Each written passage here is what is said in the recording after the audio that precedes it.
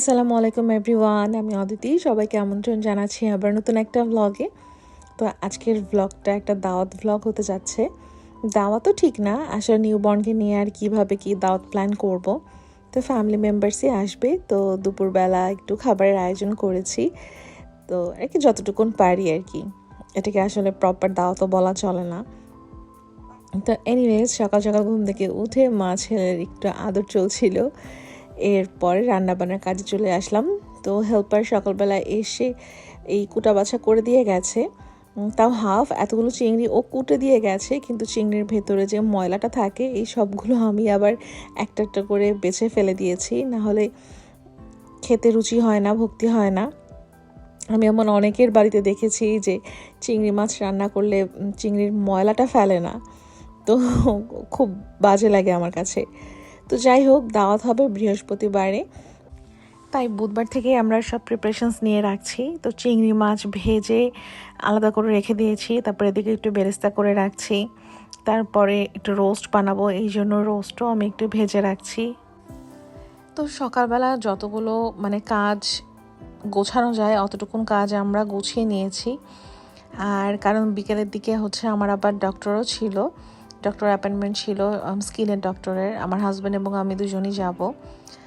আর আমি চাচ্ছি আমার ফেশিয়াল হেয়ার রিমুভিংয়ের জন্য লেজার করাতে। আমার ফেশিয়াল হেয়ার বলতে আপার লিপ এটা আছে। তো আগে যখন বাবু হওয়ার আগে তো আমি নিজেই আপার লিপ করতাম, সুতা দিয়ে যেভাবে করে না পার্লারে, আমি এটা করতে পারি, আমি শিখে নিয়েছিলাম। তো আমি নিজেটা নিজে করতাম। তো এখন বেবি হয়ে যাওয়ার পরে আমার কাছে এটা এত জুলুম লাগছে যা বলার বাহিরে। এটার জন্য আমার কাছে সময় নেই। তো আমি একটা পার্মানেন্ট সলিউশন খুঁজছিলাম, যার জন্য ভাবলাম যে লেজার ট্রিটমেন্ট করে ফেলি। আপার লিপ তো আর এটা করাই যায়। তো যাই হোক, ডক্টরের কাছে গিয়েছিলাম। ডক্টর কাছ থেকে ফেরার পথে আবার ইউনিমার্টে নামলাম। হালকা পাতলা কিছু গ্রোসারি ছিল, হালকা পাতলা করতে করতে অনেক গ্রোসারি আর কি হয়ে গিয়েছিল। জিনিসপত্রের এত বেশি দাম, কি আর বলবো। যখনই আমরা গ্রোসারি করতে আসি তখনই আসলে বুঝি যে জিনিসপত্রের দাম কি পরিমাণের বেশি। তারপরেও তো মানুষের কেনা লাগেই, খাওয়া লাগে, চলা লাগে, আর কি আর করার।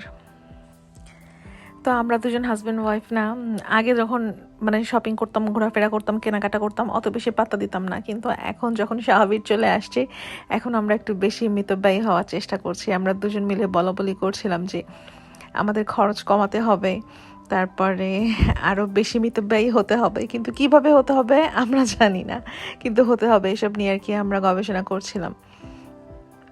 তো যাই হোক, এই যে এখানে শপিং টপিং করে নিয়ে আমরা ফেরার পথে ভাবলাম যে একটু ভিডিও করি। আর আমার কাছে আমার এই নতুন হেয়ারস্টাইলটা এত বেশি ভালো লাগে, শর্ট হেয়ারের আমার অনেক দিনেরই শখ ছিল। কারণ একটা সময় আমি অনেক বড় চুল রেখেছি, আমি ছোটোবেলা থেকে আমার চুল বড় ছিল। তো আমার এত শর্ট হেয়ার কখনোই হয়নি, কখনো আমি করিনি। তো শখ একটা ছিল, তো করলাম। তো এখন আমার ভালোই লাগছে, নতুন নতুন তো, দেখা যাক কয়দিন এই শখ আর থাকে। এনিওয়েজ, তো বাসায় এসে আবার কাজে লেগে গিয়েছি আমি আর আম্মু। তো আম্মু এখানে খাসির মাংসটা হাফ করে রেখেছে, কষিয়ে রেখে দিয়েছে। আর পাশে আমি একটু রুই মাছ ভেজে রাখছি, কারণ রুই মাছের দো পেঁয়াজা করবো। তো আমি নিউমার্ট থেকে না স্প্যাচুলাটা কিনেছি, এটা দাম নিয়েছিল 290 টাকা। তো আমার কাছে খুব ভালো লাগলো, আর আমি অনেকদিন ধরে এরকম টাইপের একটা খুঁজছিলামও, তো পেয়ে গেলাম। তো নিয়ে নিলাম, তো নিয়ে নতুন এটা দিয়ে রান্নাবান্না আর কি শুরু করে দিয়েছি। আমি একদম সব নগদে চলা মানুষ, যখন যেটা নিব, অনেকে আছে না তুলে রাখে, কিন্তু আমি তুলে রাখি না, আমি সাথে সাথে ওটা ইউজ করে ফেলি। তো যাই হোক, আগের দিনের সব কাজ আগানো শেষ। এটা তার পরদিনের ভিডিও, অর্থাৎ দাওয়াতের দিন। আমি আর আমার হাজব্যান্ড শাহাবীরকে নিয়ে চলে আসছি হসপিটালে বাবুর টিকা দিতে, কারণ বাবুর 1.5 মাস হয়ে গেছে আলহামদুলিল্লাহ। তো এখানে আবার একটা ফর্ম ফিল আপ করতে হচ্ছে। তো টিকা আসলে খুব পেইনফুল, এটা বাচ্চার জন্য যেরকম পেইনফুল, মা বাবার জন্য আরও বেশি পেইনফুল বাচ্চাকে এভাবে কষ্টে দেখা। তো শাহাবীরকে 2 হাতে 2 পায়ে টিকা দেওয়া হয়েছে। বাচ্চাটা আমার চিৎকার দিয়ে একদম, কি আর বলবো, ওর কষ্ট দেখে আমার মনে হয় যেন আমার বুকটা একদম ফেটে যাচ্ছিল। আমি এমন ঘামা শুরু করে দিয়েছি আমার বাচ্চার কান্না দেখে, আমার প্রেশার মনে হয় ওখানেই হাই হয়ে গিয়েছিল, এরকম একটা অবস্থা। যাই হোক, তারপর কোনো মতে বাচ্চাকে ঠান্ডা করে বাসায় নিয়ে আসলাম, এসে একটু খাইয়ে ঘুম পাড়িয়ে দিলাম। তো এই ফাঁকে আমি আবার রান্না করতে চলে আসছি। আমি চেঞ্জও করিনি, যেভাবে ছিলাম ওভাবেই আর কি রান্নাঘরে চলে এসেছি। তো এখানে আমি যে রোস্ট তো আগের দিনে ভেজে রেখেছিলাম, তারপর আজকে শুধু রান্না করা। তো আলহামদুলিল্লাহ যে আগের দিন আমি কাজ অনেকটা এগিয়ে রেখেছিলাম জন্য আজকে আমার ওই দিন আমার এত বেশি সমস্যা হয়নি। তো আমি রোস্ট চড়িয়ে দিয়েছি, তারপরে হচ্ছে পোলাওয়ের পানি চড়িয়ে দিয়েছি, আর এখানে চিংড়ি মাছটা করছি। তো চিংড়ি মাছটা ভাজার সময় এই যে একটু ঝোলের মতো বেরিয়েছিল, তো এটা আমি আলাদা করে রেখেছি, কারণ চিংড়ি মাছের যে আসল ফ্লেভারটা ওটাই ঝোলের মধ্যেই থাকে। তো মশলা দিয়ে কষানোর পরে এই ঝোলটা অ্যাড করলে না খুব সুন্দর একটা গন্ধ আসে। তো ওটা ভালোভাবে ভুনিয়ে নিয়ে তারপরে আমি চিংড়ি মাছ দিয়ে এখন এটা রান্না করে ফেলবো। চিংড়ি মাছ রান্না করতে তো একদম সময় লাগে না। আমি একটু ভয় পাচ্ছিলাম যে শাহবীরকে এতগুলো টিকা দিয়েছে, আমি প্রথমে বুঝিনি যে ওর 2 হাত 2 পায়ে টিকা দেওয়া হবে। তো যখন টিকাটা দিলাম আমি তো রীতিমতো ভয় পেয়ে গেলাম যে আজকে আমার বাসায় দাওয়াত, তার মধ্যে বাচ্চাটাকে এভাবে টিকা দেওয়া হলো, আর ও যদি কান্নাকাটি করে তাহলে আমি ওর কাছে থাকবো নাকি আমি রান্নাবান্না করব, কিভাবে কি হবে সব কিছু। তো আমি খুব ভয় পাচ্ছিলাম। তো আল্লাহর অশেষ রহমত যে আমার রান্না করার সময় পর্যন্ত আমার বাচ্চাটা মাশাল্লাহ ঘুমিয়েই ছিল।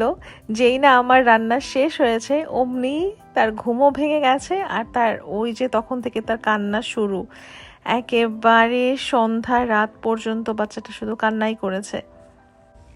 ও, এর মধ্যে আসল কথা তো ভুলে গিয়েছি। ওই দিন কি হয়েছিল, এই ধরনের অটো চুলাগুলো তো মোটা মোটা ব্যাটারিজে চলে। তো আমার চুলাটা কেনা হয়েছে মোটামুটি 2 বছর তো হয়েই যাবে, এই ফেব্রুয়ারি 15 তারিখে 2 বছর হয়ে যাবে। তো দেখি যে আমার ব্যাটারি শেষ হয়ে গেছে, আমার চুলার মধ্যেও সিগন্যাল দিচ্ছে যে ব্যাটারি লো। তারপর দেখি চুলা আর জ্বলে না। ভাগ্যিস আমার এই ইনফ্রারেড চুলাটা কেনা ছিল, তো ওটার মধ্যে আমি রান্নাবান্না চড়িয়ে দিয়েছিলাম, আর বাবুকে টিকা দিয়ে ফেরার পথে আমরা ব্যাটারি কিনে নিয়ে এসে ব্যাটারি লাগিয়ে তারপর বাকি রান্না আমরা স্টার্ট করেছিলাম। তো আমরাও ভয় পাচ্ছিলাম যে সময়ের মতো রান্নাবান্না সব শেষ হবে কি না, তার মধ্যে বাবুর টিকা, বাবু জ্বালাচ্ছে, কি পরিমাণের যে আমরা প্রেশারে ছিলাম। তো যাই হোক, যে এখানে আমাদের মেহমান চলে আসছে, ওনারা হচ্ছেন আমার ভাইয়ের ইনলজ।